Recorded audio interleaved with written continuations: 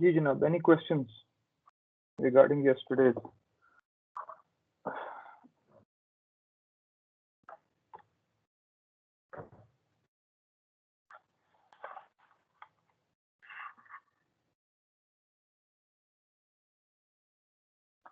जी बेटा, any questions?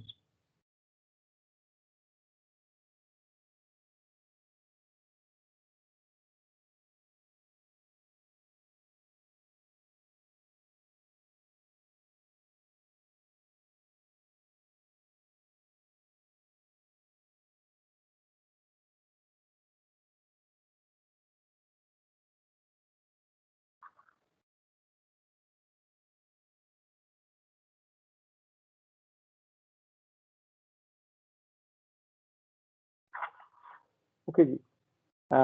Yesterday we were looking at the Z transform, and we said that the Z transform is a more general transform, like a more general transform in continuous domain, which was Laplace transform. And this Z transform, the generalized expression for Z transform is this one.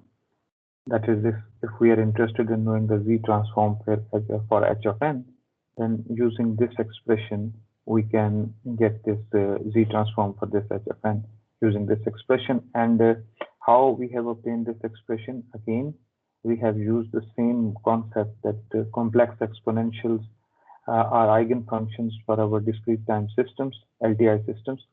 And this time we were using our complex exponential as v raised to power n, and z is equal to r exponential j omega. So that would be z raised to power n will be r exponential j omega n. So that's the complex exponential which is going inside this LTI system, and this is acting as an input, and at the output you will be getting that complex exponential back, and along with that you will be getting some scaling factor, and that scaling factor will be in terms of z because your complex exponential is in terms of z. So that's the process. So what's happening, that we are using the convolution summation to get the output of a discrete time LTI system, which is y of n, k is equal to minus infinity to infinity, h of k, x of n minus k. And as we have x of k, x of n or x of k is now z of n. So n is z raised to power n, so that would be replaced with x of n minus k is replaced with z of n minus k. And this is nothing but z raised to power minus k, z raised to power n. Z raised to power n is independent of this summation, that would come out, and the rest is k is equal to minus infinity to infinity h of k, z minus k, which is shown here. So that's the Z transform h of z, and that's the complex exponential which was expected to come out of this LTI system at the output. So that is it, how we are using this Z transform. And so now this is the situation that by definition x of z is equal to n is equal to minus infinity to infinity x of n z raised to power minus n. That's my x of z by definition. And again, I know that z is equal to r exponential j omega. So this can be rewritten in this form, that x of z is equal to n is equal to minus infinity to infinity x of n.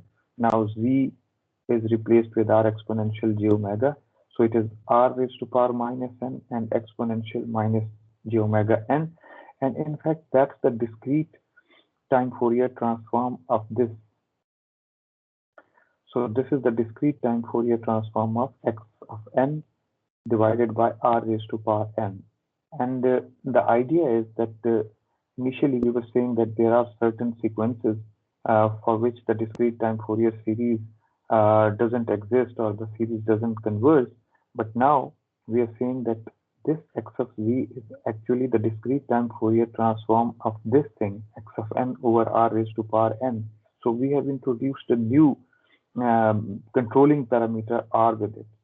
So now the existence of this series, or the convergence of this series, depends on this r. Suppose x of n is equal to 1.1 raised to power n u of n. Suppose that was your x of n, and you are asked to know the DTFT of this system.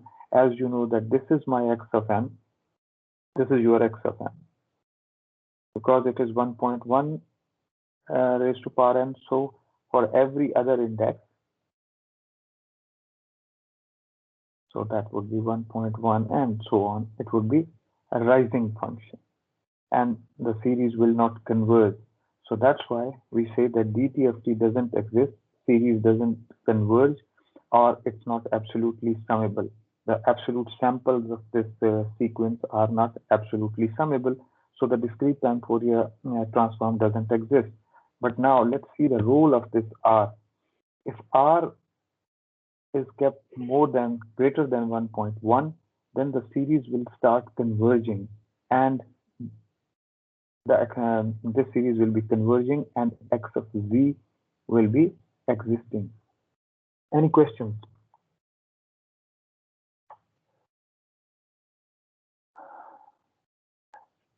Last दोबारा बता दें जो आपने बताया x of n divide by r covering is less हम बात ये कर रहे हैं कि x of n जो है, in fact that is there might be certain situation जिसमें x of n जो है वो ऐसा सीक्वेंस हो जिसके एब्सोल्यूट सैंपल्स जो हैं वो कन्वर्ज ना कर रहे हो. There might be certain situation and the example is before you. ये वाली एग्जांपल जो, ठीक है. सो व्हाट्स हैपनिंग नाउ, अब इसका DTFT तो एग्जिस्ट नहीं करता. क्या इसका Z ट्रांसफॉर्म एग्जिस्ट करेगा? Z ट्रांसफॉर्म एग्जिस्ट करने के लिए आपको, अब this is the definition of a Z transform, उसके अंदर एक R raise to power n terms जो है वो इंट्रोड्यूस हुई है. So that's the controlling parameter. If we keep this R greater than 1.1 तो क्या होना शुरू हो जाएगा? पहला सैंपल क्या होगा? सपोज R 1.2 है तो पहला सैंपल क्या होगा? That would B lesser then 1. अगला सैंपल उससे मजीद छोटा, अगला सैंपल मजीद उससे छोटा. तो अल्टीमेटली क्या हो रहा होगा? द सीरीज विल बी, तो सीक्वेंस जो है ओवरऑल जो सीरीज है, सैंपल x ऑफ n के सैंपल्स तो वही रहेंगे, but because of this denominator r greater than 1.1 series जो है वो कन्वर्ज करना शुरू कर देगी. और अगर ये कन्वर्ज करेगी तो फिर x ऑफ z की फाइनाइट वैल्यू आएगी. तो we will be saying that z transform is existing. So what we are saying that z transform of x of n is in fact the DTFT of x of n over r raised to power n. So now instead of making x of n, यानी x of n को absolutely summable करने के बजाय, that was the condition for DTFT, कि ये जो है ना ये absolutely summable होना चाहिए. But now what we are doing, अब हमें इसको absolutely summable बनाना है.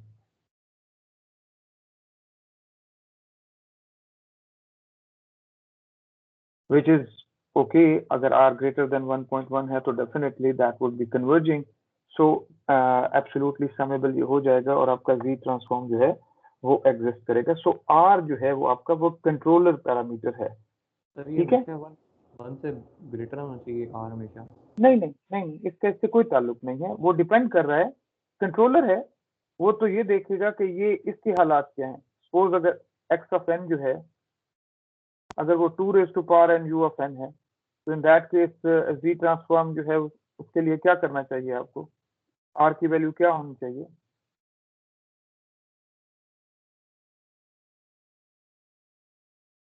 क्या होनी चाहिए बेटा? आपसे पूछ रहा हूँ.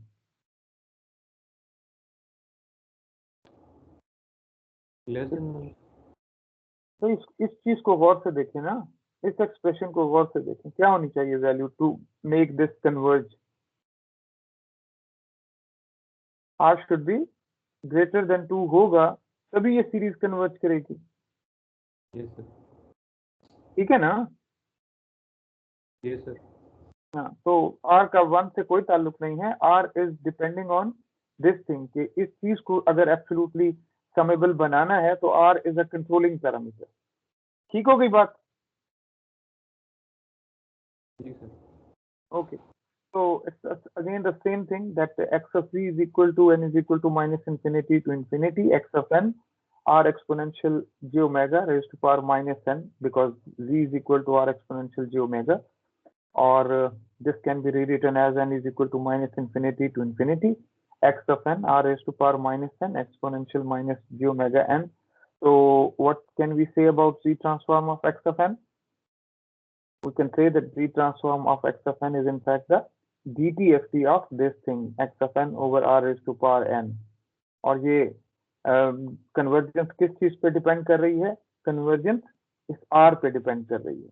अगर तो r कंट्रोल कर रहा है सारी सीरीज को कि ये कन्वर्ज कर जाए, तो r is the thing which is responsible of this convergence. तो सीक्वेंस itself जो है उसके साथ r भी एक कंट्रोलिंग पैरामीटर का रोल जो है वो प्ले कर रहा है. Now that's the same thing. Suppose x of n is equal to a raised to power n u of n with a is greater than 1. So that's the situation. Suppose a was equal to 1.1 agar tha, so we have already known that the series will be converging because every other sample in this right hand side will be greater than the previous sample. So that's why that's blowing up. x of n को अगर मैं देखूं और x of n के absolute samples को जब मैं sum up करने की कोशिश करूंगा, तो दैट वुड बी अप्रोच कर रहा है इंफिनिटी को. ठीक है, सम अप जो है वो एब्सोल्युटली समेबल नहीं है. अच्छा, इसी तरह से जब r लेसर देन 1 होगा इस इक्वेशन के अंदर,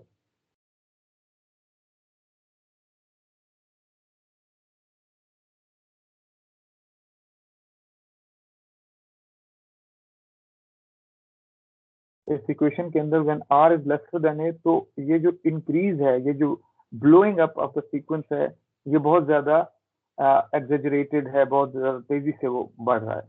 because this is the situation. If x of n was already increasing function, अब r भी लेसर देन a है, तो उसकी वजह से क्या हुआ, तो मजीद तेजी से बढ़ना शुरू हो गया. जब r इक्वल टू a है, तो इन दैट केस आपके पास यानी x ऑफ n a भी 1.1 था और r भी आपका 1.1 हो जाए, तो in that case you will be getting u of n. और अगर आपका r इज ग्रेटर देन 1 है, in that case this sequence will be converging, और जो आपके पास सीरीज है that would be converging as well. Die down कर रहा है आपका सीक्वेंस, और इस वजह से आपकी सीरीज जो है ये कन्वर्ज करेगी और आपका जी ट्रांसफॉर्म जो है वो एग्जिस्ट करेगा. क्वेश्चंस बेटा?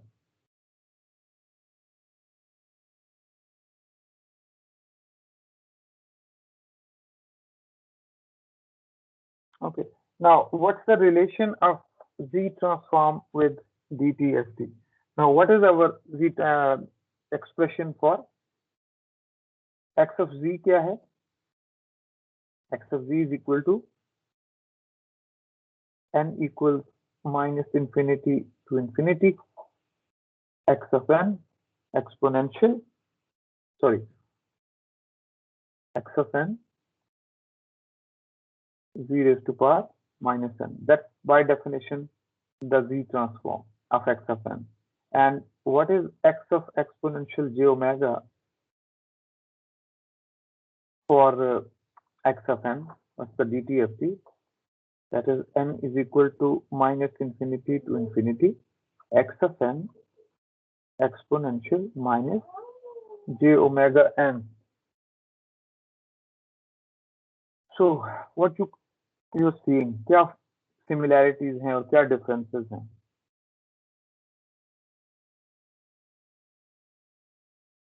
मेहरताबा? Yes sir. जी बेटा बताइए. सर दोनों में x of n है, लिमिट सेम है, and there is an exponential.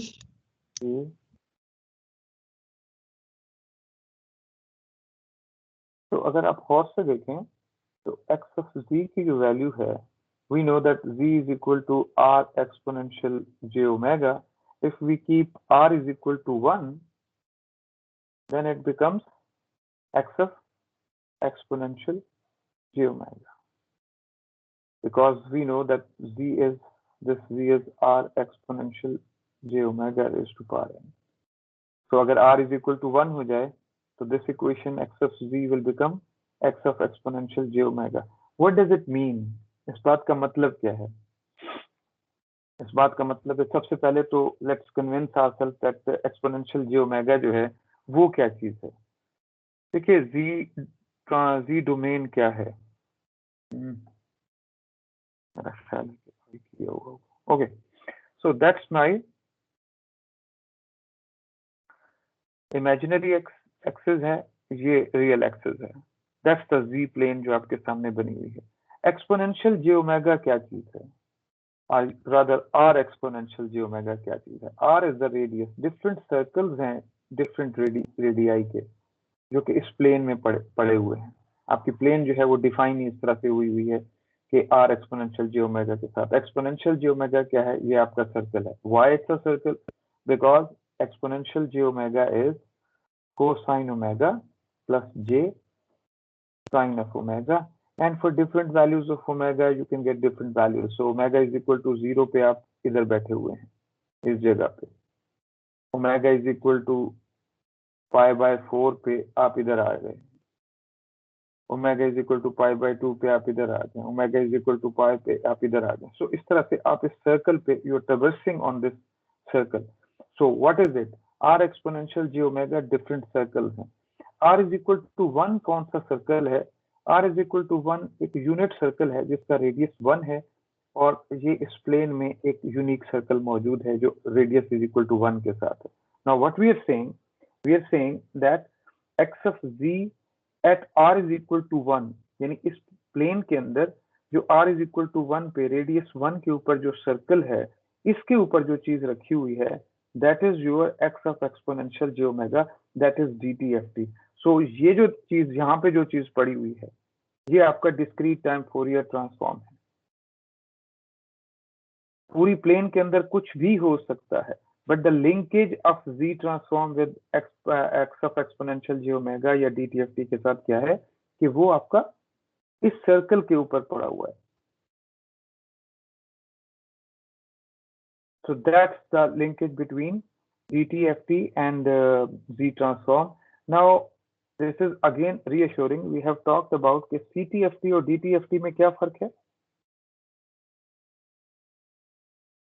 Sir DTFT जो है पीरियोडिक होता है और DTFT is periodic.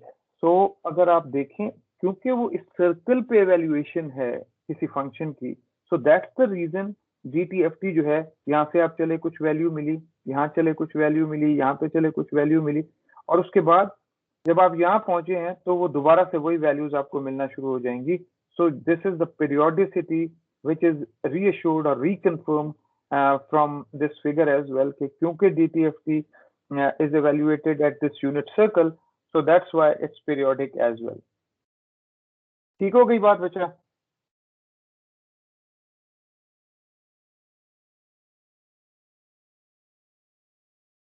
यार 40 लोग बैठे हुए हैं, कोई हाँ ना ही कर दो।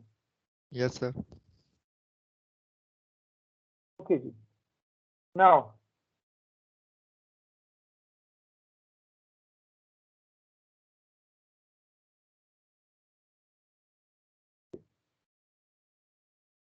so what's the relation of Laplace transform with CTFT?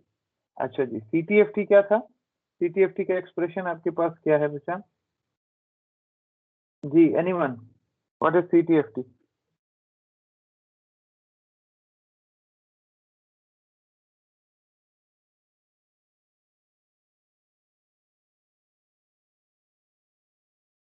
In fact, we had done it yesterday as well.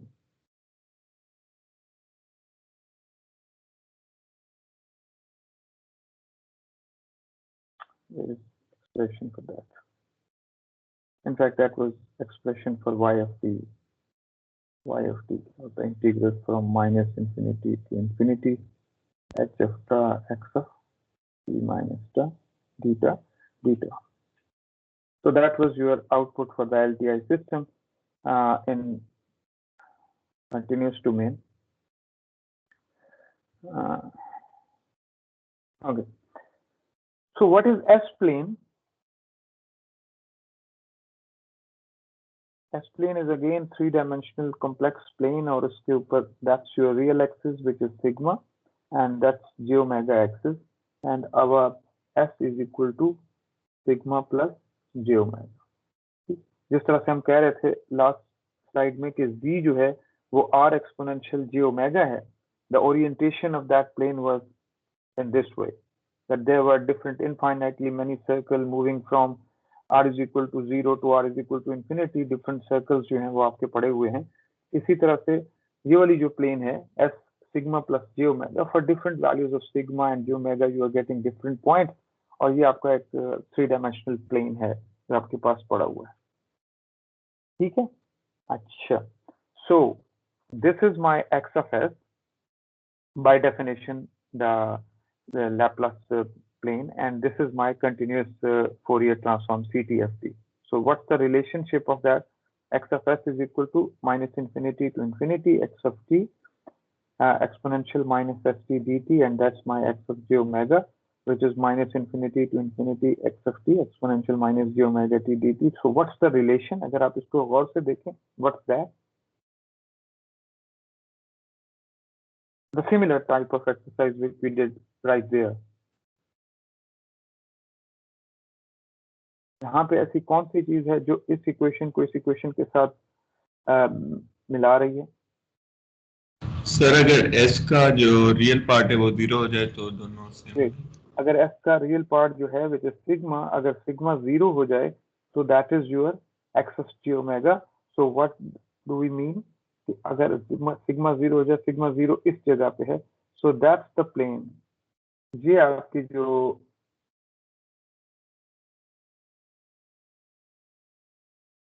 ये जो j omega एक्सिस है, इसके ऊपर जो भी चीज आपको मिलेगी, that is your continuous time Fourier transform, and that is from minus infinity to infinity. This is a sigma is equal to 0 line है आपकी.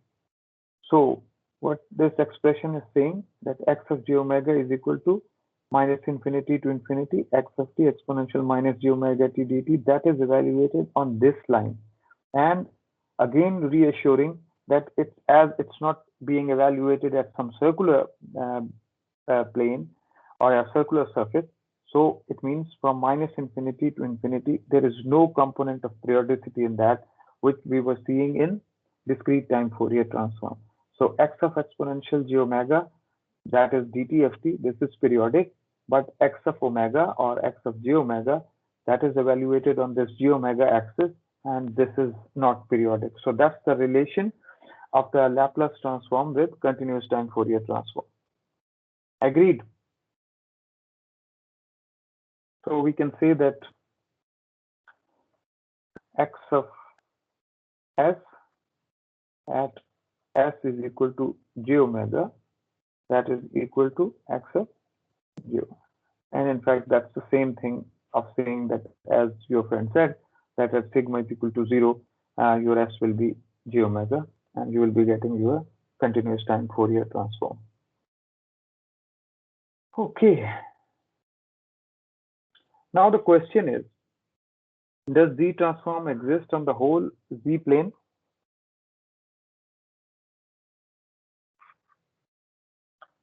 जी जनाब.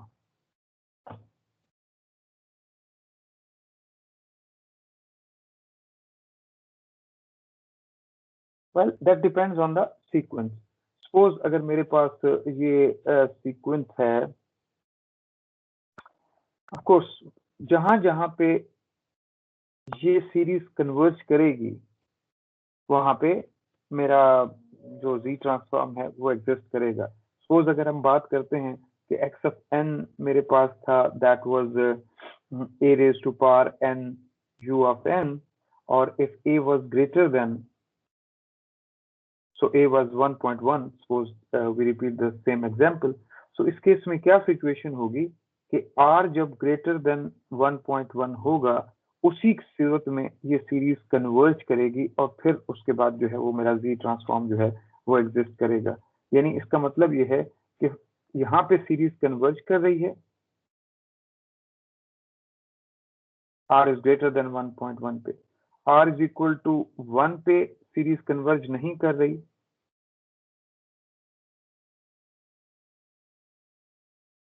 और r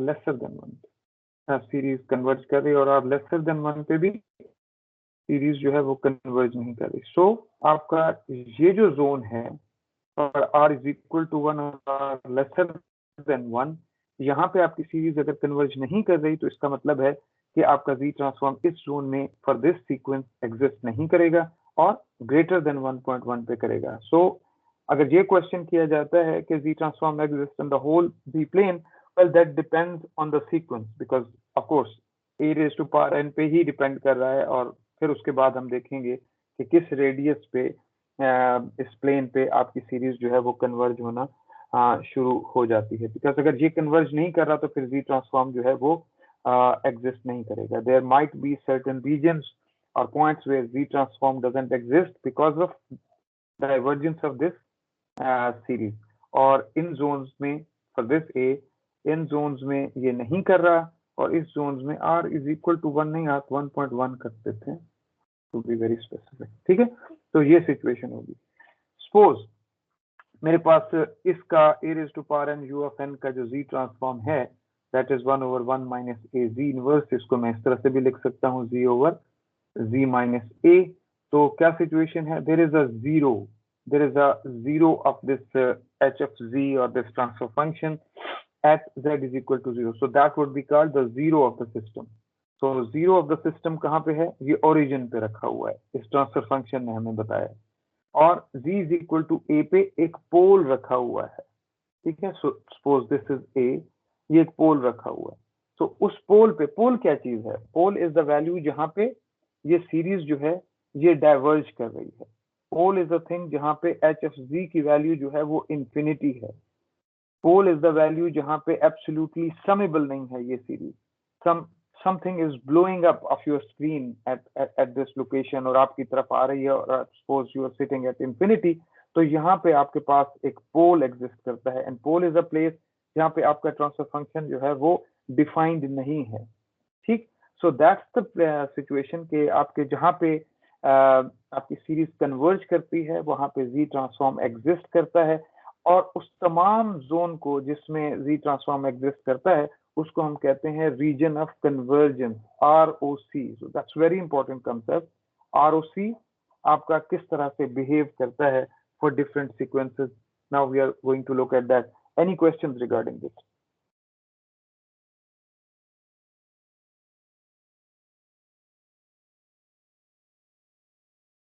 so ROC is the area जहां पे आपकी ये सीरीज जो है x of n r raised to power minus n absolute values of that from minus infinity to infinity, अगर ये कन्वर्ज कर जाए या एब्सोल्युटली समेबल हो जाए तो that zone will be ROC। You will be getting some finite values for this h of z।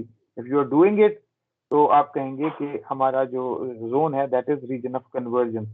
Now that's a radially symmetric region. What does it mean radially symmetric reason?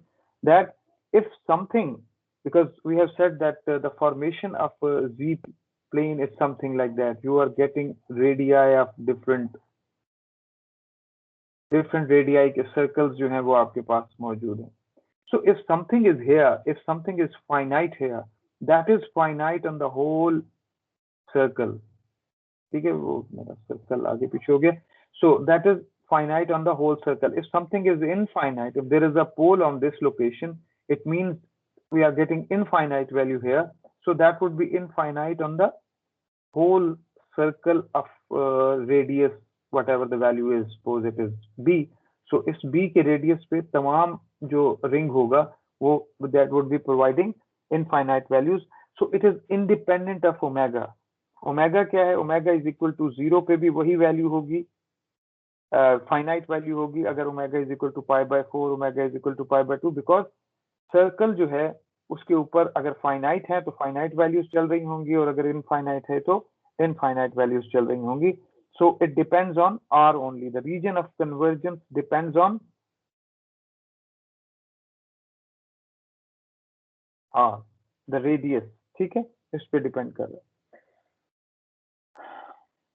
Okay, these are the properties of region of convergence. What is region of convergence? Region of convergence is a place where your series converges, x of n divided by r raised to power n, जहाँ पे converge कर रहा है, that is your region of convergence। Now, as we said, that region of convergence is a radially symmetric region. So radially symmetric region का क्या मतलब है कि आपके पास पूरे जो भी सर्कल है वो आपके पास रेडियली सिमेट्रिक आपको रीजन जो है वो मिलेगा फॉर इस ROC के लिए। It is independent of omega, depends on R only. Now this is important. ROC is outside the radius of some circle for right-handed sequence. So this is my sequence. This is a right-handed sequence. 0, 1, 2 causal भी है और right-handed भी है। इस case में जो आपका region of convergence होगा, that would be outside the radius of some circle. ठीक है, ये बाहर वाला जो जोन, जो शेडेड एरिया आपको नजर आ रहा है, ये रीजन ऑफ कन्वर्जेंस है। और इस ए से अगर R इज इक्वल टू ए गिना जाए, रेडियस जो है वो ए है, तो इन दैट केस इस ए से अंदर अंदर जो है आपका रीजन ऑफ कन्वर्जेंस जो है वो नहीं होगा। यहाँ पे आपका ये जोन जो है यहाँ पे सीरीज कन्वर्ज नहीं करेगी। इसी तरह से अगर आपका लेफ्ट हैंडेड सीक्वेंस है, suppose this is the situation 0, -1, -2, -3 and it is moving, so in that case we will be saying कि आपका जो रीजन ऑफ कन्वर्जेंस है that is inside the radius of some circle. ये जो shaded region आपको नजर आ रहा है, again it's the same thing. आपके पास जो रेडियस है वो ए है, तो इन दैट केस आपका जो रीजन ऑफ कन्वर्जेंस है that is inside this circle, और जो बाहर वाला जोन है वो आपका यहाँ पे सीरीज जो है वो डाइवर्ज कर रही होगी। So therefore you will not be getting some finite values for HFC, therefore आपका ROC जो है वो इनसाइड है। And there might be situation कि आपके पास इस तरह का सीक्वेंस हो, ऑन बोथ साइडेड आपके पास मौजूद हो। सो क्या हो रहा है इस केस में, आप कह रहे हैं कि आप एनुलर रीजन जो है आपको मिल रहा है। What is annular region? Let's check this.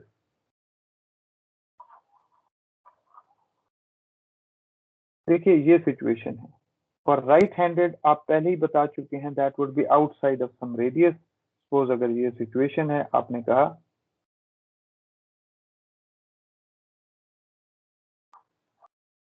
इसमें राइट हैंडेड भी है इस सीक्वेंस में और इसमें लेफ्ट हैंडेड भी है।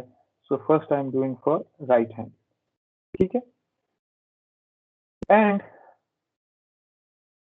जो लेफ्ट हैंडेड है, सपोज उसकी वजह से जो सिचुएशन क्रिएट हो रही है वो आपके पास ये है। तो द क्रॉस सेक्शन जो इनका है, इंटरसेक्शन जो है, that would be something like that.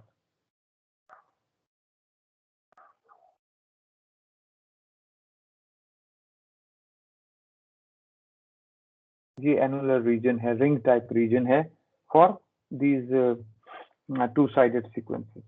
Now another property that poles cannot be in ROC. Poles कैसे हो सकते हैं ROC के अंदर? ROC is a place यहाँ पे you are getting some finite value. अगर यहाँ पे पोल आ जाएंगे तो पोल is a place यहाँ पे वैल्यू जो है वो इनफाइनाइट है। HFZ at Z is equal to A. Suppose A is a place, यहाँ पे suppose this is A, ये मेरी लोकेशन है A, so A is the place यहाँ पे HFZ की वैल्यू इनफाइनाइट है। so A जो है वो आपका रीजन ऑफ कन्वर्जेंस में नहीं हो सकता। बेटा जिसने माइक ऑन किया हुआ है प्लीज आप अपना माइक ऑफ करेंगे? प्लीज चेक कर लें किसका माइक ऑन है।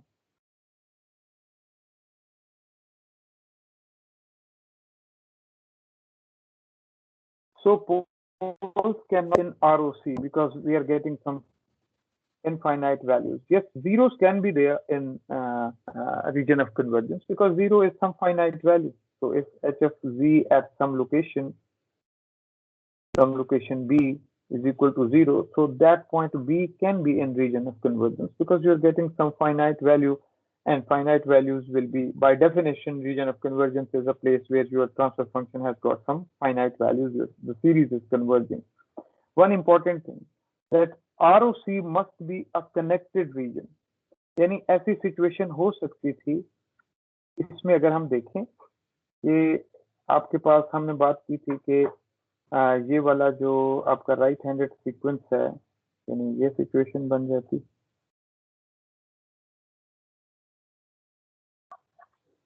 और जो दूसरा रेडियस था जो लेफ्ट हैंडेड की वजह से था वो ये हो जाता।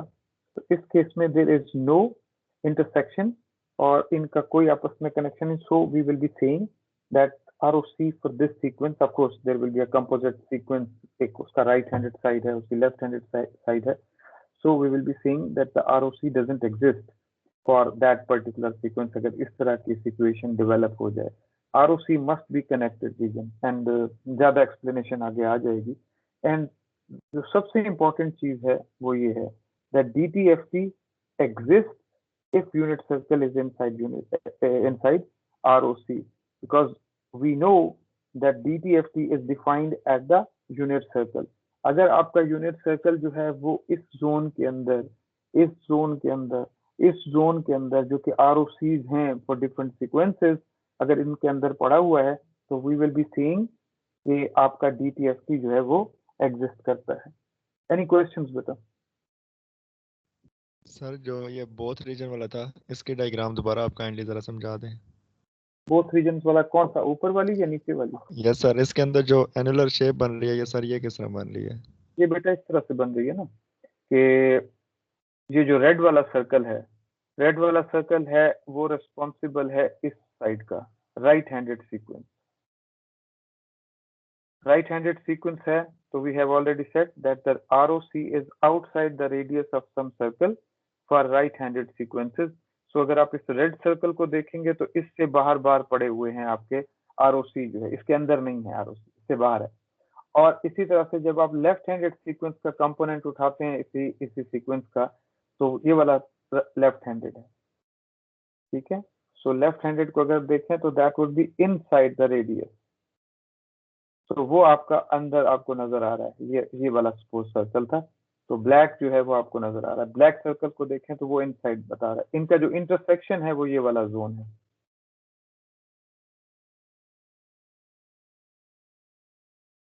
So that's your region of convergence. ठीक है?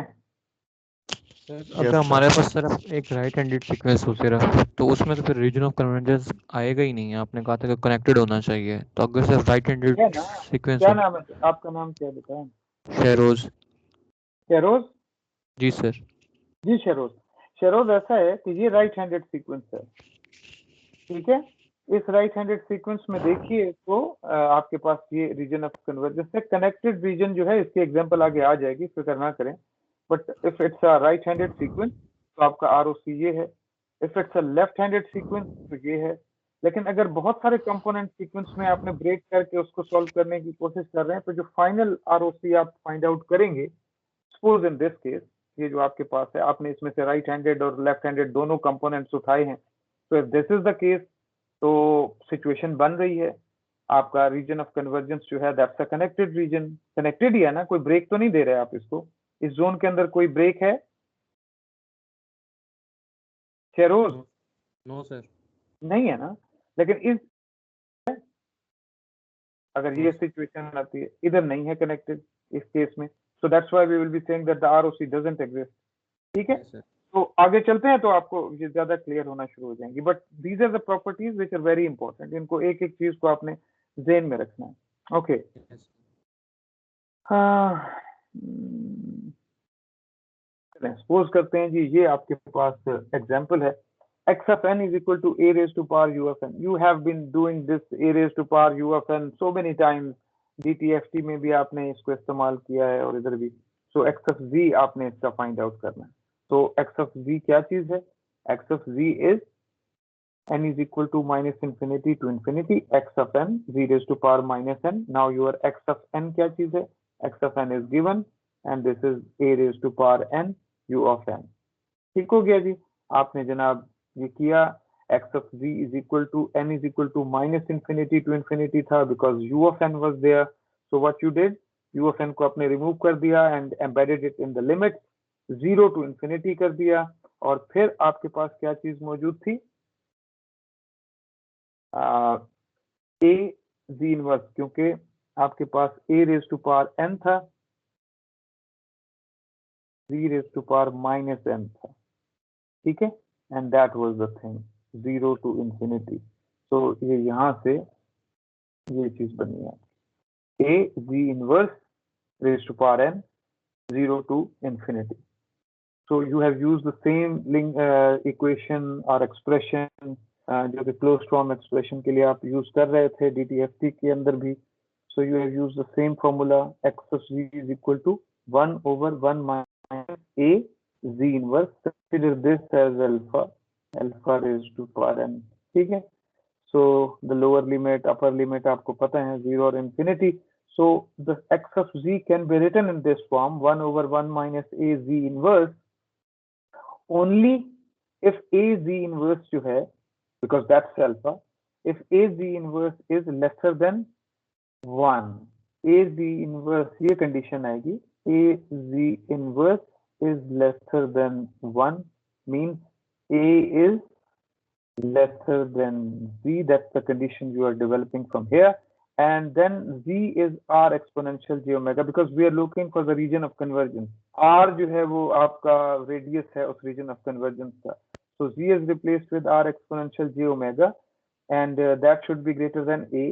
And exponential j omega का magnitude जो है that is 1. So it means the final condition जो आपकी आती है आपके region of convergence की, यानी ये सीरीज इस तरह से लिखी जा सकती है x of z will be equal to 1 over 1 minus a z inverse for r greater than equal to a. ठीक. So this is my a. ये मेरे पास a रखा हुआ है. As it's a right-handed sequence, a raised to power u of n is a right-handed sequence. तो ये जो green zone आपको नजर आ रहा है आउटसाइड दिस रेडियस ए जो है ये आपका रेडियस है जहां पे जो कंडीशन आपको मिली है. In fact a is the location of a pole because that's my x of g. अगर मैं देखूं तो this is 1 over 1 minus a z inverse or I can write it z over z minus a. This is my x of z. So that's the place. अगर x of z यानी x of z at z is equal to 0 is equal to 0 and x of z at z is equal to a is equal to infinity. So z is equal to 0 पे एक 0 रखा हुआ है at this location. z is equal to 0 पे एक 0 रखा हुआ है और z is equal to a पे एक पोल रखा हुआ है. As it's a right-handed sequence, so the region of convergence is outside the radius of this pole. ये जो आपको नजर आ रहा है a रेडियस हो जाएगा और उससे बाहर ROC जो है वो एग्जिस्ट कर रहा है. हाँ जी. Now the question is what about DTFT? Sheroz Sheroz जी बताइए DTFT एग्जिस्ट करेगा? सर हमने कहा था कि अगर यूनिट सर्कल के अगर एग्जिस्ट कर रहा है रीजन ऑफ कन्वर्जेंस में तो तब DTFT एग्जिस्ट करता है. जी बताइए फिर. तो इस बात का मतलब ये है कि अगर तो a इज लेसर देन 1 है. Yes sir. फिर एग्जिस्ट नहीं करेगा सर. फिर एग्जिस्ट करेगा ना. a is lesser than 1. ये मेरा यूनिट सर्कल है. ये जो पड़ी हुई है this is my unit circle. ये 1 लिखा हुआ है. इसका मतलब है a इज लेसर देन 1 है तो आपका region of convergence जो के अंदर है आपका unit circle. so DTFT will exist. This is indication that DTFT will be existing. जी कोई इशू है इसके अंदर तो बताइए.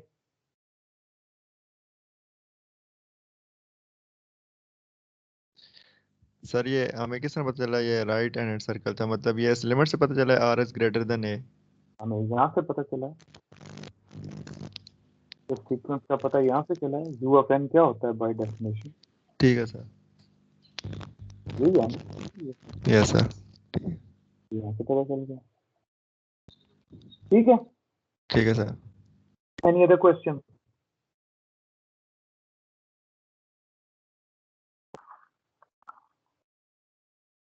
जी बेटा जी कोई और कंफ्यूजन कोई क्वेश्चन प्लीज?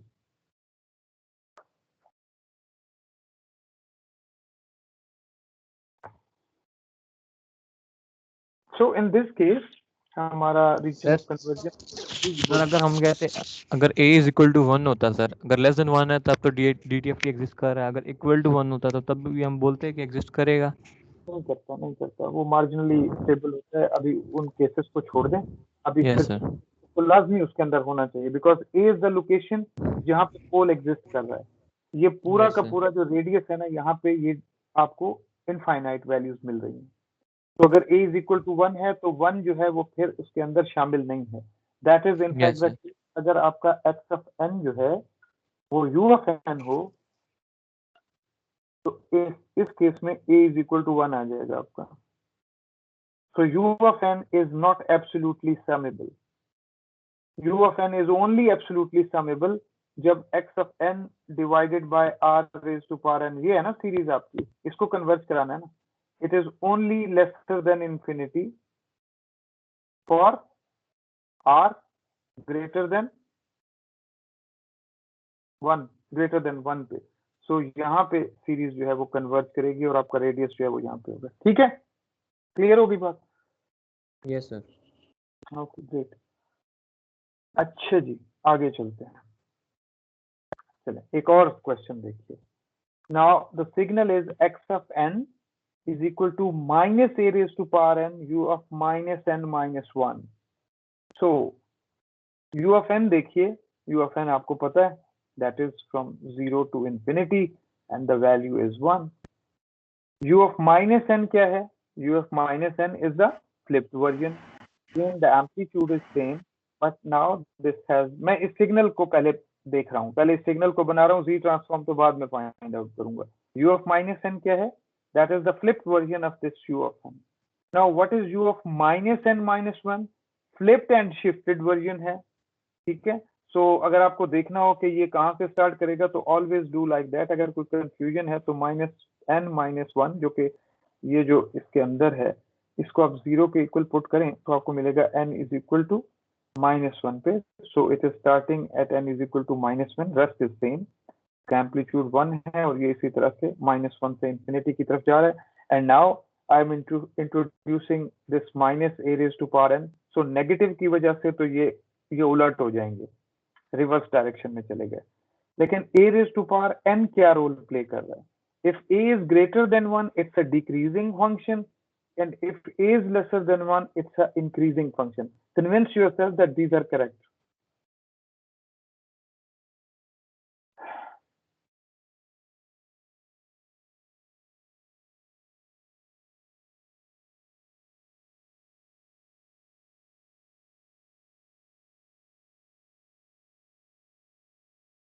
जी बेटा ये ठीक है?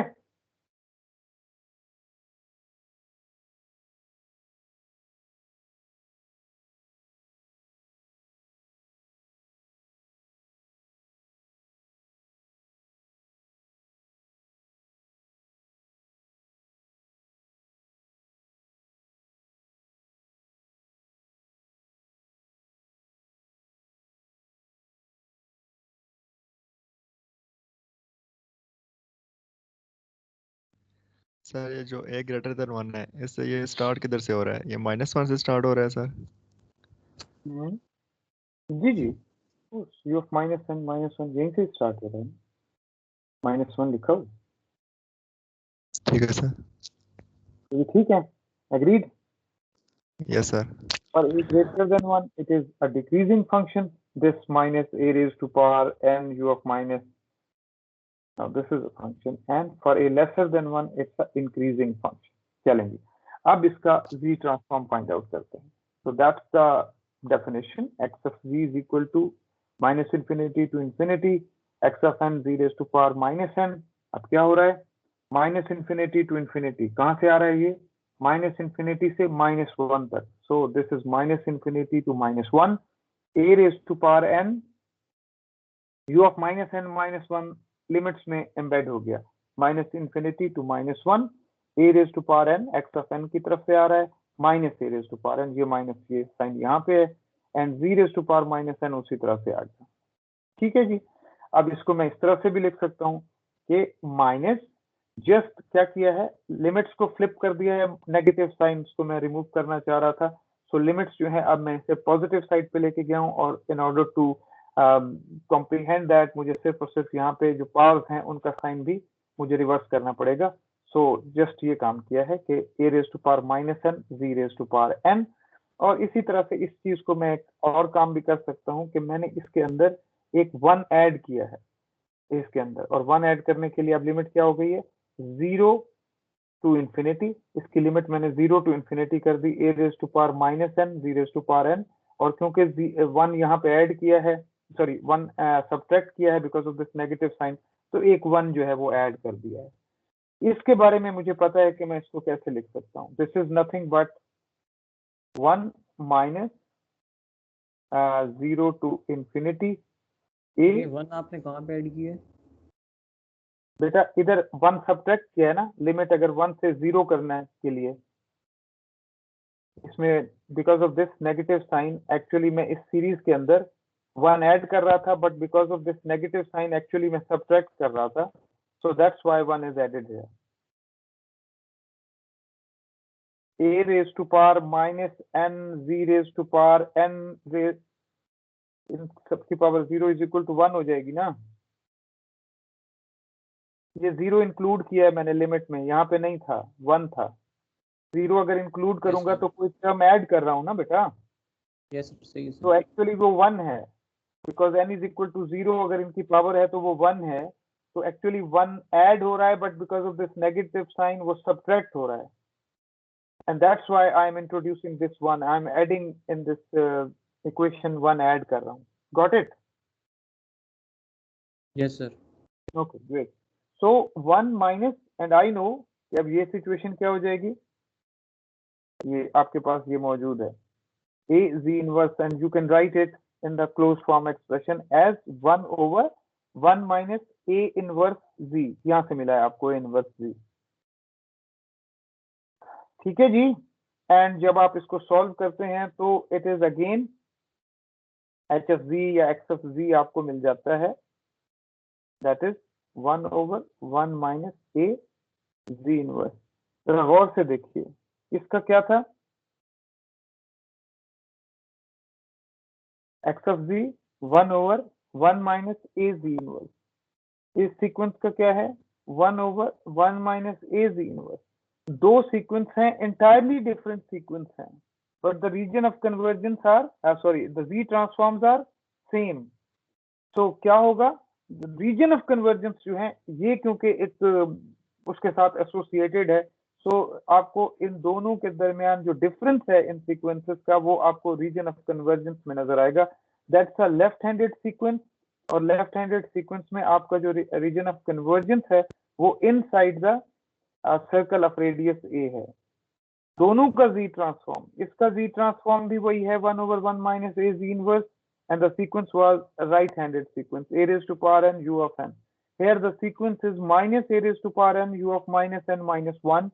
Again the z transform is same, but this time because of this is a left-handed sequence, तो आपका region of convergence जो है वो inside है, and you are saying यहाँ से भी आपको जो condition आपने find out की वहां से भी आपको पता चल गया कि आपका z is lesser than a जो है वहां पे आपका ROC जो है वो एग्जिस्ट कर रहा है।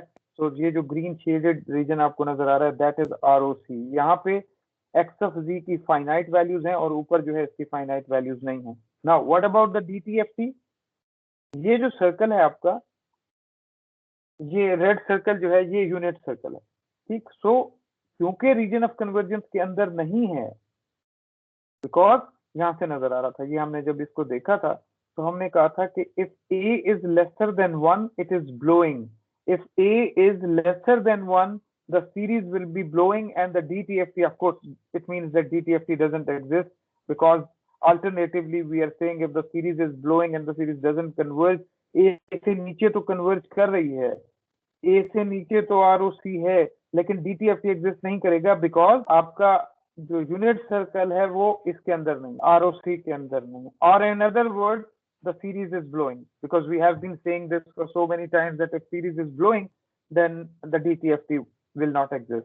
और इसको गौर से देखें, if a is greater than 1, a is greater than 1 the series is converging। a greater than 1 कौन सी जगह होगी, a greater than 1 ये वाला जोन है, a greater than 1 जो है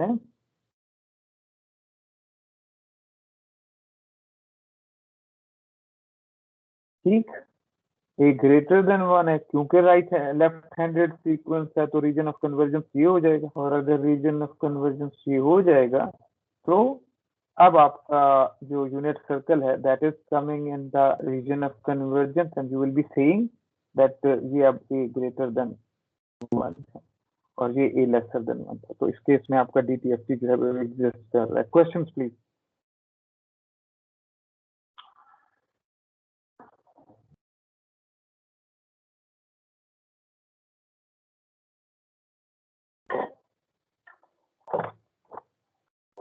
जी बेटा, एनी क्वेश्चन?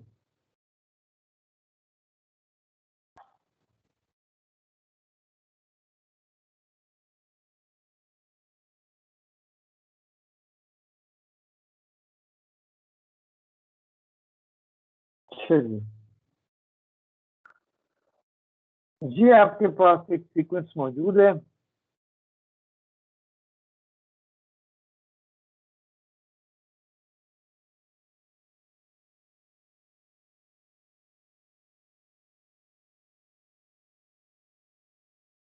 ओके, सो ये आपके पास एक टू साइडेड सीक्वेंस है।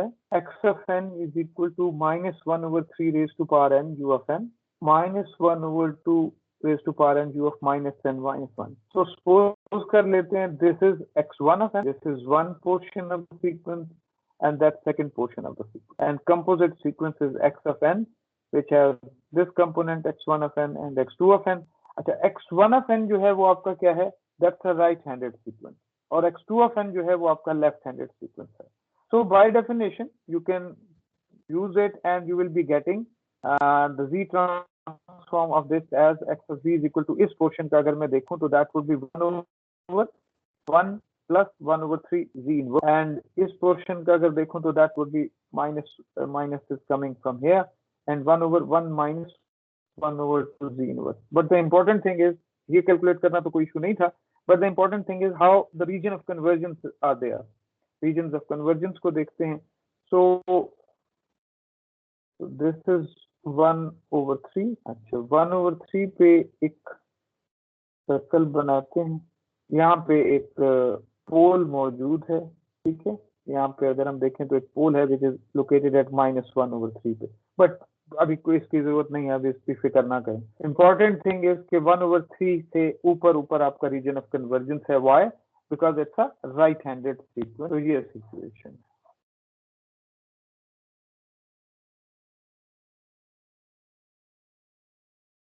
इस पोर्शन x1 ऑफ n के लिए। x2 of n is a left handed sequence और 1/3 से बड़ा है। तो अब ये सिचुएशन बनी है, और इस केस में क्या हो रहा है? आरओसी क्योंकि लेफ्ट हैंडेड है तो आरओसी ये है। तो क्या सिचुएशन बनेगी आरओसी की?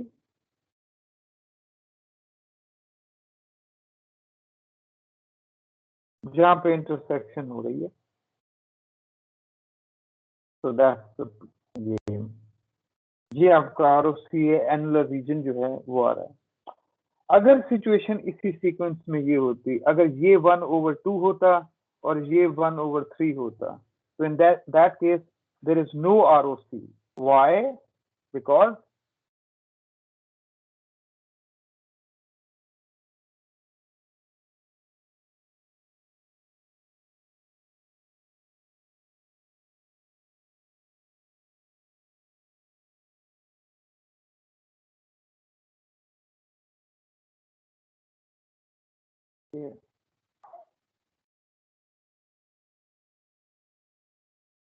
सपोज ये 1/3 है and we are saying that 1/3 जो है वो लेफ्ट हैंडेड कर देता हूं मैं, तो 1/3 वाले में ये सिचुएशन हो जाती और 1/2 वाले में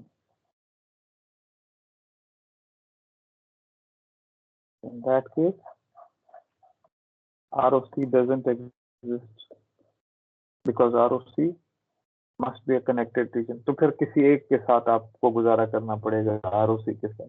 so इस composite signal का ROC जो है there is no ROC for the composite signal अगर ये लोकेशंस हो गई। ठीक है जी, चलें आगे।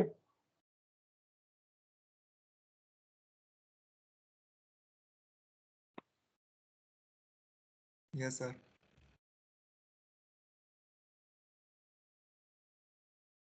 ये अब आपको कंफ्यूज ना करे, मैं इसको मिटा ही देता हूँ।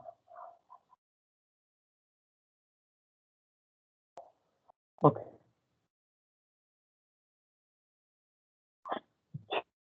नाउ सपोज करते हैं x of n is sum of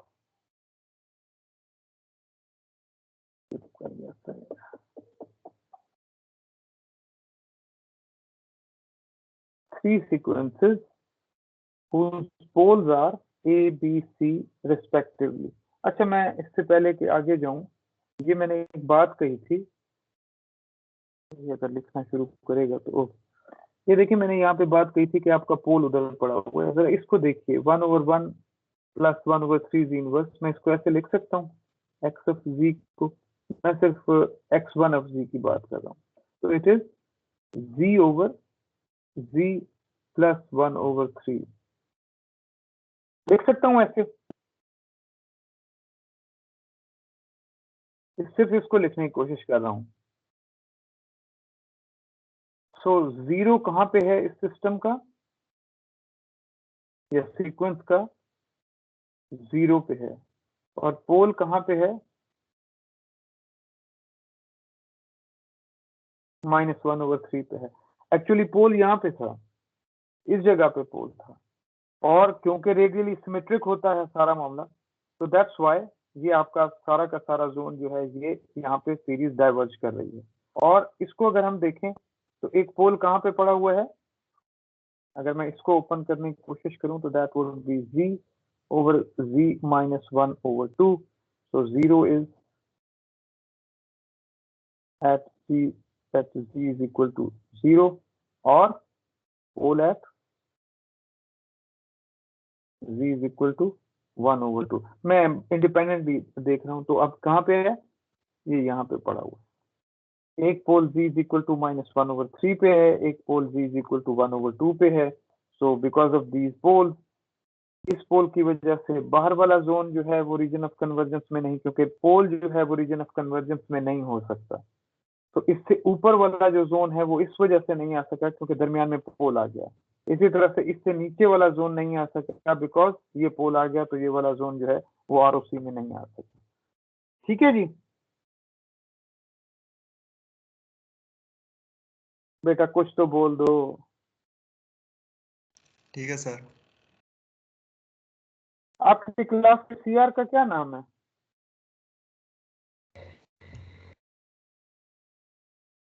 Hamza sir. Hamza साहब बैठे हुए हैं?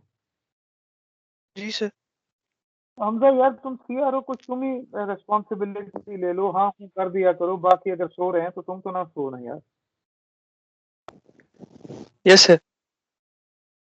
ओके जी, now we are sir seeing that x of n।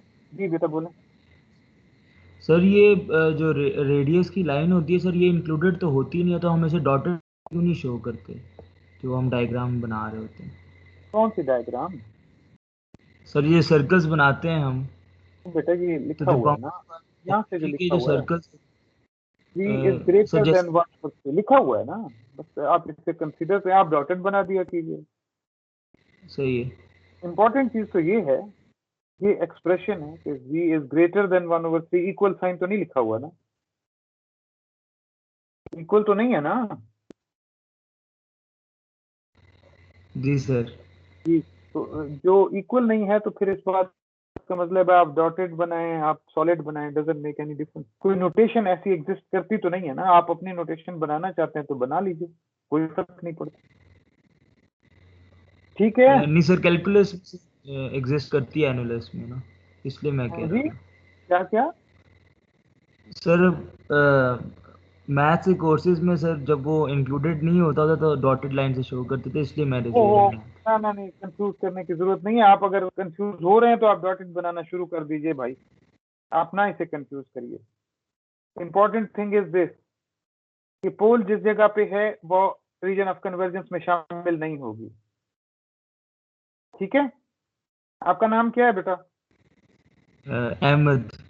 Ahmad बेटा, रेस्ट श्योर कि ये इंक्लूडेड नहीं है, चाहे आप इसको डॉटेड लाइन के साथ शो करें या सॉलिड लाइन के साथ शो करें, ऐसी कोई नोटेशन डीएसपी में एग्जिस्ट नहीं कर रही है। ठीक है, आप जी इसको कंसीडर करें कि ये 1/3 वाला जो सर्कल आपको नजर आ रहा है रेडियस वाला, ये रीजन ऑफ कन्वर्जेंस में इंक्लूडेड नहीं है। ये 1/2 वाला जो सर्कल है ये रीजन ऑफ कन्वर्जेंस में शामिल नहीं है। It's obvious from these limits कि z greater than 1/3 and lesser than 1/2 equal का साइन नहीं है। ठीक है सर। अहमद यस नो बोल तो दो। यस सर, यस सर, समझ आ गई। Okay great. So x of n equals x1 of n plus x2 of n plus x3 of n. Suppose हम रीजन ऑफ कन्वर्जेंस को देखना चाह रहे हैं कि किस तरह से होंगे। अगर हमारे पास सम ऑफ 3 सीक्वेंसेस हैं और उनके जो पोल्स हैं वो a, b और c रिस्पेक्टिवली हैं। अच्छा जी, और ये सिचुएशन क्या है, हम कह रहे हैं कि a is lesser than b lesser than c। ठीक, अगर सारे के सारे राइट हैंडेड होंगे तो इस बात का क्या मतलब होगा, यानी अगर ये मेरा रेड सर्कल जो है ये पोल ए वाला है तो रीजन ऑफ कन्वर्जेंस ये सारा रेड जोन जो बाहर आपको नजर आ रहा है क्योंकि राइट हैंडेड है तो ये आपको ये जो नजर आ रहा है रेड वाला। ठीक है, इसी तरह से आगे आते हैं, जो सर्कल ये बी है ब्लैक वाला तो आपको नजर आएगा उससे राइट हैंड पे, इससे बाहर बाहर।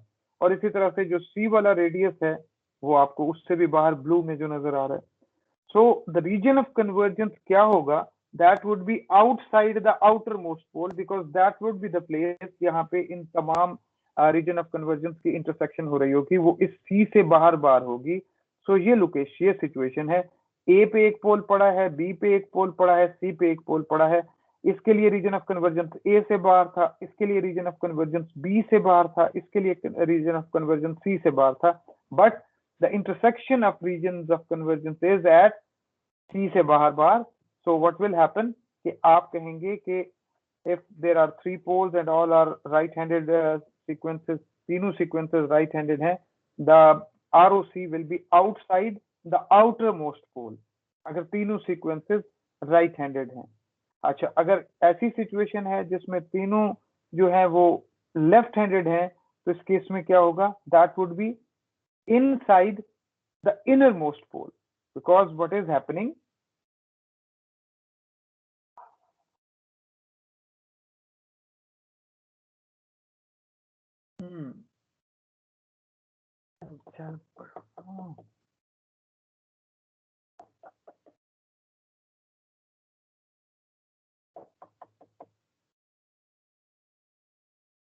ओके, तो ये सिचुएशन है, ये मेरे पास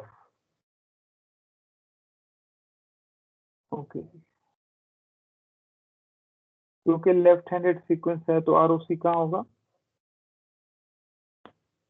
फिर इसी तरह से बी की वजह से जो ये मेरा सपोज इसको मैं ए कह देता हूँ, इधर मैं कह देता हूँ सपोज बी रखा हुआ है, तो बी की वजह से भी क्योंकि लेफ्ट हैंडेड मैं कह रहा हूँ तो बी की वजह से भी Ahmad probably you were mistaken because मैं इसको इस तरह से डॉटेड प्ले कर रहा था, बट मैं इसके कोई नोटेशन यहाँ देखें मैंने सॉलिड ही इसको ड्रॉ किया हुआ है, तो कंफ्यूज होने की जरूरत नहीं है। So even it is a dotted line और it's a solid line, it's not included in region of convergence. Okay जी, ये बी पे है अगेन, दैट इज इनसाइड। और अगर हम सी वाले को देखें तो सी वाला भी क्योंकि लेफ्ट हैंडेड सीक्वेंस है तो रीजन ऑफ कन्वर्जेंस जो है वो आपका ये है, and the intersection of all region of convergence will be this zone जो आपको नजर आ रहा है। So that's it. So if all the sequences in some composite sequence are left-handed, in that case, innermost pole के अंदर होगा आपका ROC। इसी तरह से दो लेफ्ट-हैंडेड सीक्वेंस हो और एक राइट-हैंडेड हो, तो इनफैक्ट अगर आप देखें A अगर राइट-हैंडेड हो और B और C लेफ्ट-हैंडेड हो तो इस केस में आपका रिंग जो है वो ये बन रहा है। और इस केस में अगर आप देखें 2 राइट-हैंडेड हैं तो A और B की वजह से राइट हैंडेड सीक्वेंस है, C की लेफ्ट हैंडेड सीक्वेंस है, तो इसकी वजह से आपका रीजन ऑफ कन्वर्जेंस जो है वो C और B के दरमियान है। हालांकि A से ऊपर था लेकिन क्योंकि इंटरसेक्शन देखना था और B दरमियान में आ गया तो B can not be in region of convergence, so that's why B और C के दरमियान है, फिर A वाला कंपोनेंट जो है वो जो है कंट्रीब्यूट जो है वो नहीं कर रहा। Questions please.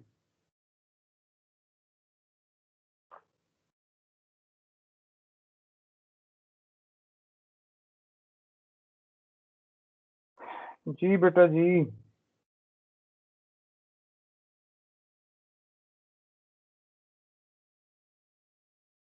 Know questions.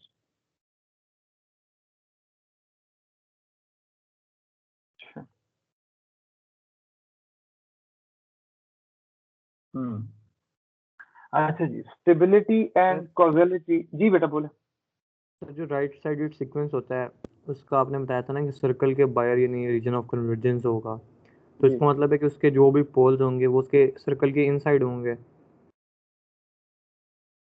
पोल तो क्योंकि ये है पोल ना। ये सर यही पूछ रहा था कि देखिए ना, अगर कोई भी है, कोई भी सीक्वेंस है, अगर तो यहाँ पे पोल है तो पोल से बाहर बाहर ही रीजन ऑफ कन्वर्जेंस होगा अगर राइट हैंडेड है तो। यस सर, यही बात पूछ रहे थे। यस सर, सही sir.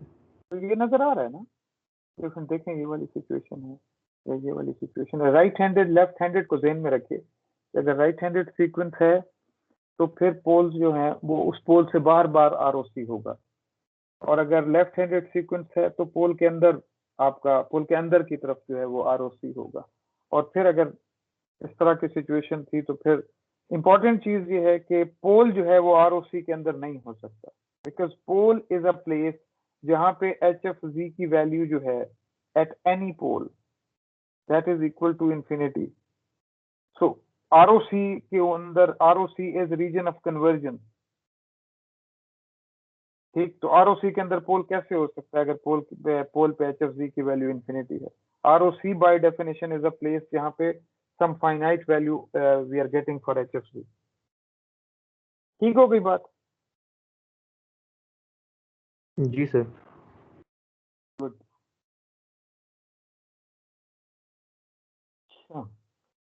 Okay, let's see this. Again, it's a similar type of example. X of n is equal to 1 over 2 raised to power n u of n, and right-handed sequence है, causal sequence है, और ये sequence अगर आप इसे देखें तो हमें नजर आ रहा है कि इसका DTFT होगा या नहीं होगा। यहीं से नजर आ रहा है कि DTFT एग्जिस्ट करेगा बिकॉज इट इज कन्वर्ज कर रहा है। ठीक है, सीरीज कन्वर्ज कर रही है, डाई डाउन कर रही है, कन्वर्ज हो रही है।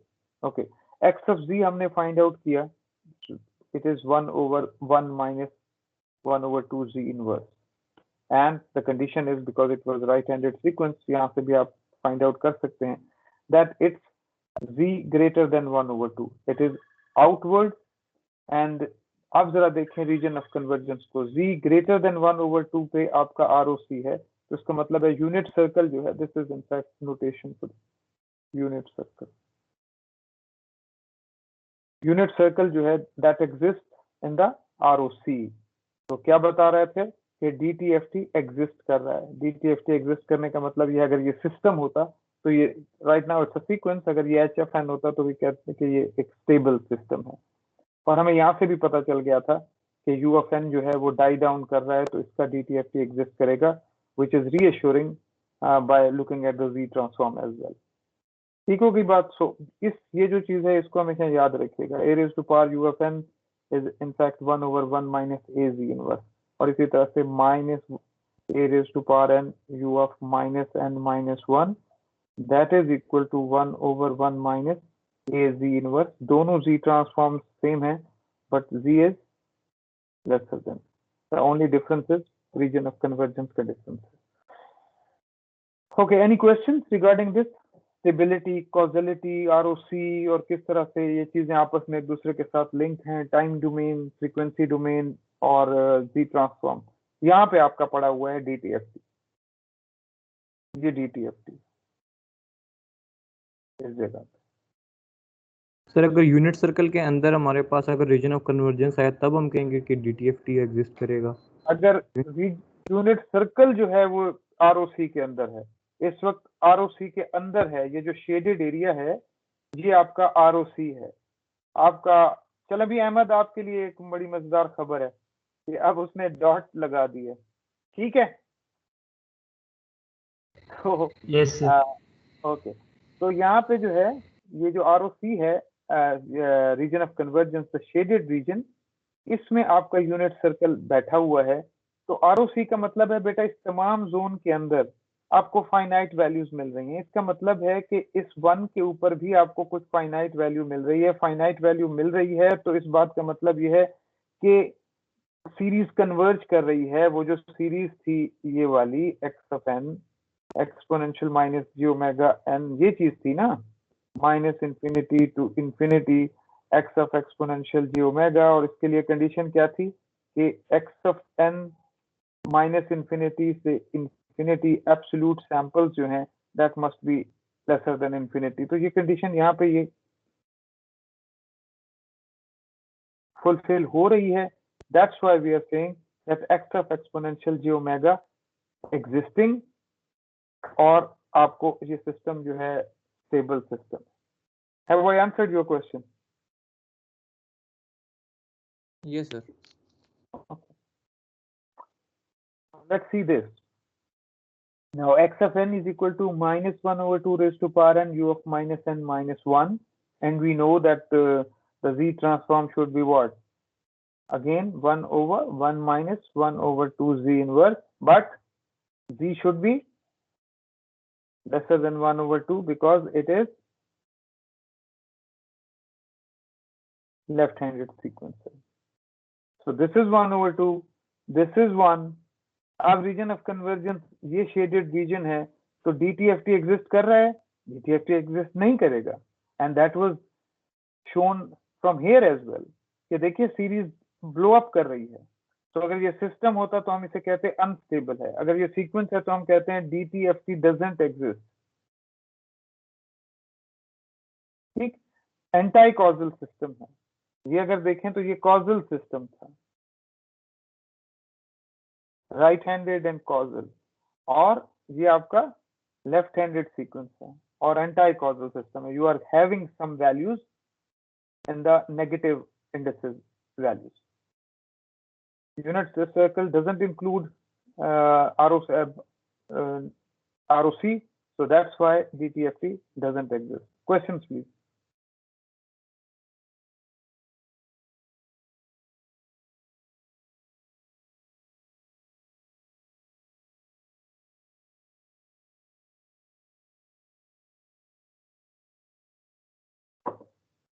जी बेटा, any questions?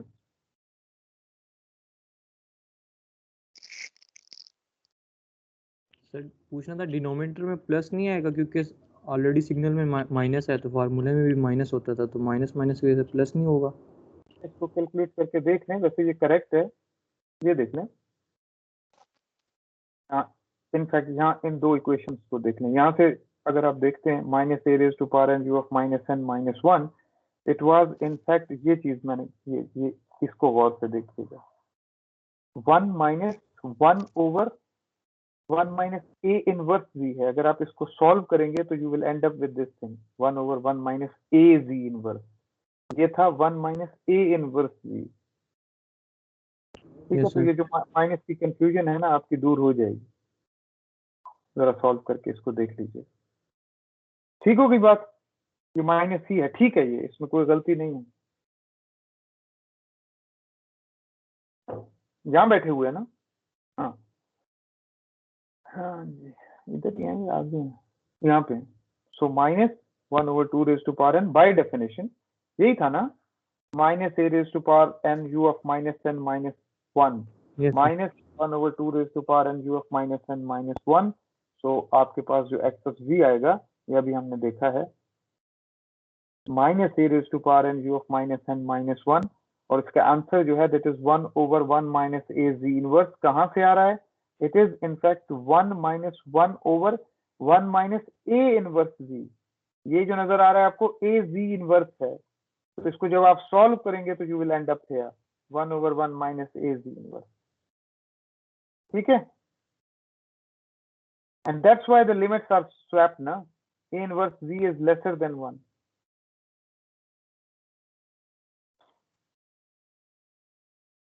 ठीक है ना?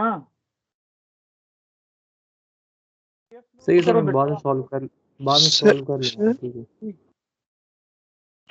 सर 1 hour 30 minutes की कंसेक्यूटिव होगी अगर आप ब्रेक दे दें। बेटा इसको 10:20 पे खत्म कर देंगे ना? ठीक है सर। ठीक है। Okay. Now let's see this. X of n is equal to 2 raised to power n u of n. Again, a raised to power u of n जो है आपको बताता है तो क्या हो जाएगा? The v transform pair is 1 over 1 minus a z inverse. So a is 2, so 1 over 1 minus 2 z inverse, but this time z is greater than a था तो z is greater than 2 हो गया. So what's happening here? ROC जो है वो चला गया है 2 से बाहर. राइट हैंडेड सीक्वेंस है तो इसलिए outside the radius of circle, जो रेडियस है 2 का आउटवर्ड है. Unit circle not included in ROC, so DTFT does not exist, and it was also clear from our sequence as well. 2 raised to power n u of n was a blowing up sequence, so हमें यहीं से ही पता चल रहा था कि sequence जो है वो अनस्टेबल है या DTFT एग्जिस्ट नहीं करेगा और ये सीक्वेंस कॉजल है. So causality and stability are not closely coupled चीजें नहीं है. The system can have any combination of causal, unstable, causal, stable, not causal, stable और not causal, not stable. So अगर आप यहाँ से देखें तो this system was causal and stable, this was anti causal and unstable, this is causal and unstable, and probably the next one is anti-causal and stable. So अब ये नहीं कह सकते कि सिस्टम अगर स्टेबल है तो इसको कॉजल भी होना चाहिए, और अगर ये कॉजल नहीं है तो ये स्टेबल नहीं होगा. So we cannot say this. So the final example is x of n is equal to minus 2 raised to power n u of minus n minus 1. Again the sequence is diverging, converging, series converge कर रही है, तो यहाँ से ही नजर आ रहा है कि आपका DTFT एग्जिस्ट करेगा. Let's confirm it. X of z is nothing but 1 over 1 minus 2 z inverse, but this time z is lesser than 2. It's an inward sequence, region of convergence inward है, unit circle जो है वो included है ROC के अंदर, so DTFT exist करता है. If this is a system, then we will be calling that it's a stable system. Questions please. इन 4 चीजों से रिलेटेड अगर आपको कोई भी क्वेश्चंस हो, 4 एग्जांपल्स आपने देखी हैं, so the different right-handed and left-handed combinations of blowing up and converging, तो तीनों केसेस में आपके पास causality और stability से related different results आए हैं. So any questions regarding those?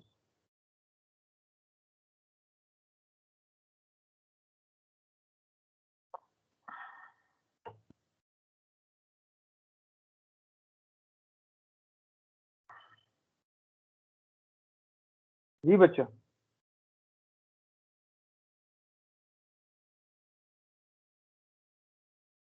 तो इस केस में पोल कहाँ पड़ा हुआ है और जीरो कहाँ पड़ा हुआ है? चलें जरा थोड़ा सा.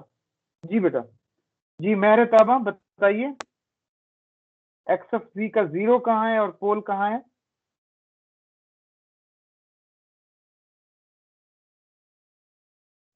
सर 0 0 पे और पोल 1/2 पे.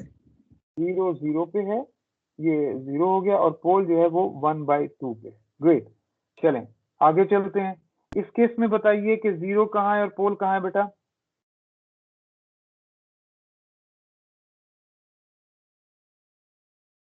सर इसमें भी सेम है. इसमें भी सेम है, 0 0 पे है और पोल जो है वो 1/2 पे है. गुड. इस केस में क्या सिचुएशन है बेटा? सर इसमें 0 0 पे है और पोल 2 पे है. पोल 2. गुड. और इस केस में भी 0 0 पे है और पोल जो है वो 2 पे. ठीक है जनाब.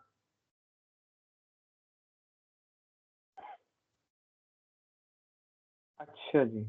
नाउ द क्वेश्चन इज कि अगर मेरे पास x ऑफ n जो है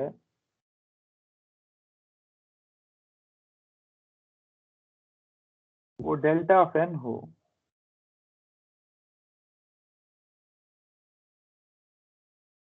एक्स ऑफ जी क्या होगा?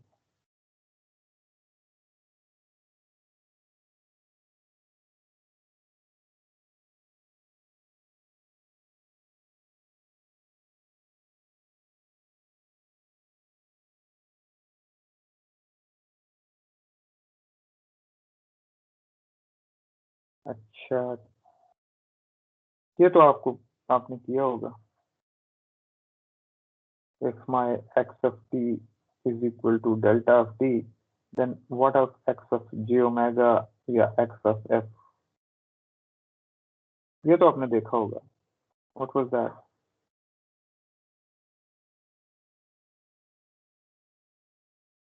क्या वैल्यू थी?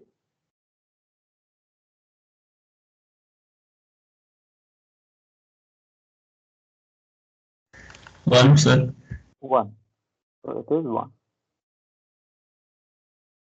और इसी तरह से अगर मेरे पास x of n जो है that is equal to delta of n means this is 1, so that's n, that was t, so मेरे पास x of exponential j omega जो है that is 1 as well, और ये मेरे पास ओमेगा डोमेन में उसमें भी 1 ही आना है, that's pi और minus pi। So what should be the value of x of z? अब आपके पास डिस्क्रीट डोमेन की डिस्क्रिप्शन मौजूद है, so what should be x of z?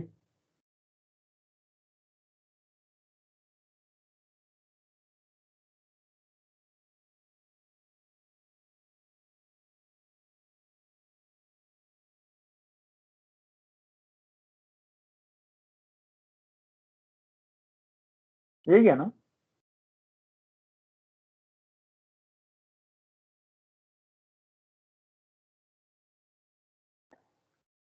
Well, that will be 1 as well, and the ROC will be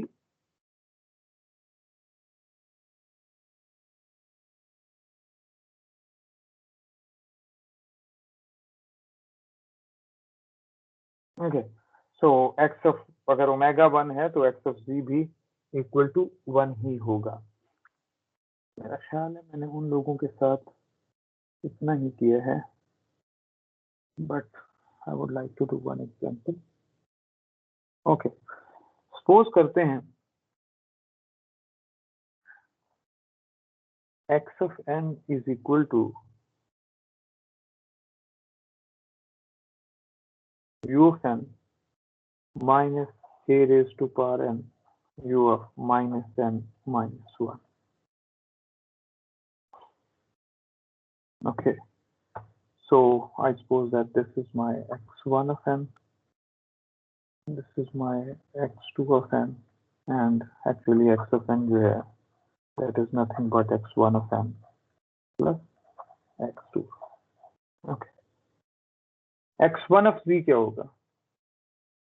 Ahmad, x1 of z क्या होगा बेटा?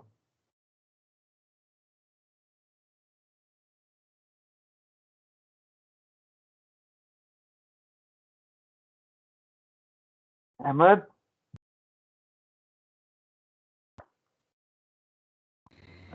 Sir वो आपकी आवाज पहले आती ना तो डिले हो क्या था, तभी वो स्क्रीन पे आ नहीं रहा मेरे। क्या नहीं आ रहा? अब आया है sir. Ji, x1 of z क्या होगा?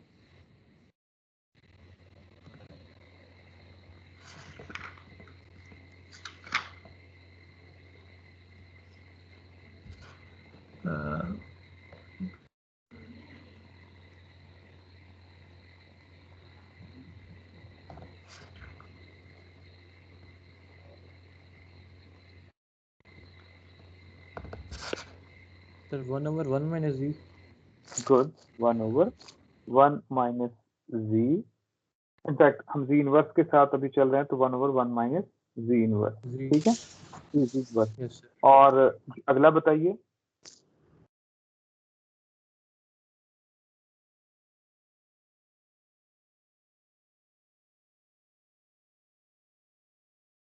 और इस केस में रीजन ऑफ कन्वर्जेंस क्या है बेटा?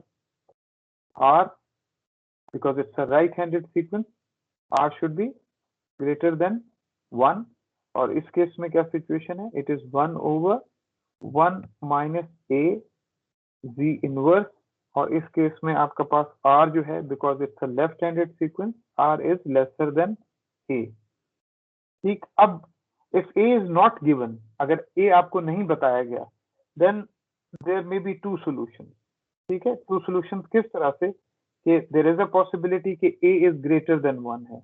अगर A greater than 1 है तो ये 1 है और ये आपका A है, ये A वाला 3 minus A, so this is A, this is 1, और रीजन ऑफ कन्वर्जेंस कहाँ पे होगा आपका? ये एनुलर रीजन होगा, बिकॉज ये A वाला जो है ये लेफ्ट हैंडेड है और 1 वाला जो है ये राइट हैंडेड है, तो आपके पास ये जो एरिया है ये रीजन ऑफ कन्वर्जेंस हो जाएगा आपका.